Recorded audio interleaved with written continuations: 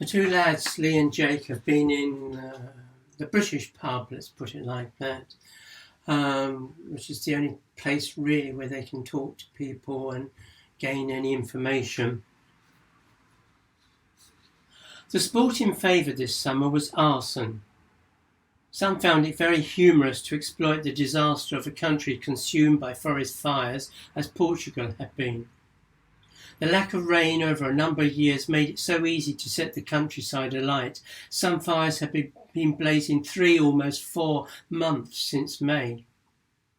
There was just not the water to control it. Whole areas had to burn themselves out. One of the gathered was a journalist and recounted stories of the kids who started fires on purpose, as well as the Pyromaniacs, who were a real blight and who were the worst offenders.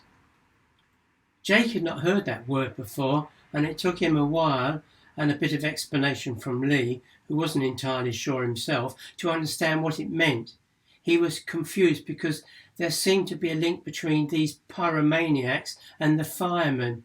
Indeed, it seemed as if this journalist Billy was saying that some firemen were pyromaniacs themselves because they enjoyed the whole nature of fire running wild, a challenge that was then their pleasure to get under control and extinguish. Bullfighting returned to Lee's thoughts.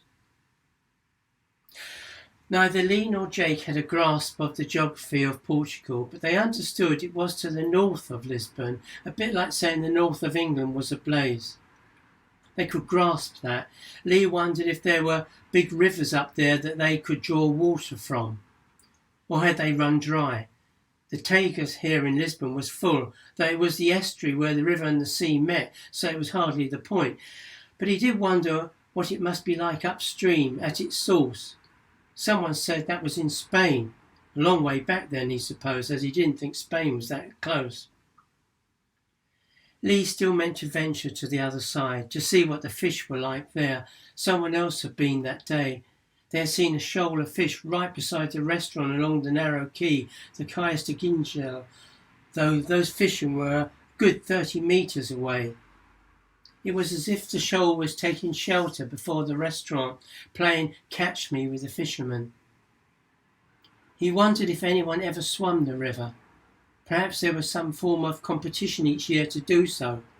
No one had any idea, though one chirped up and said Byron had swum it years ago.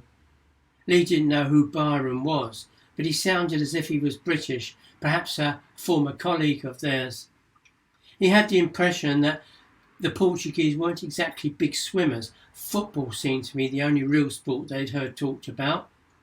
He had liked swimming, was even quite good as a kid, but he had stopped when he became area freestyle champion, for they wanted him to train each day, and he hadn't wanted that.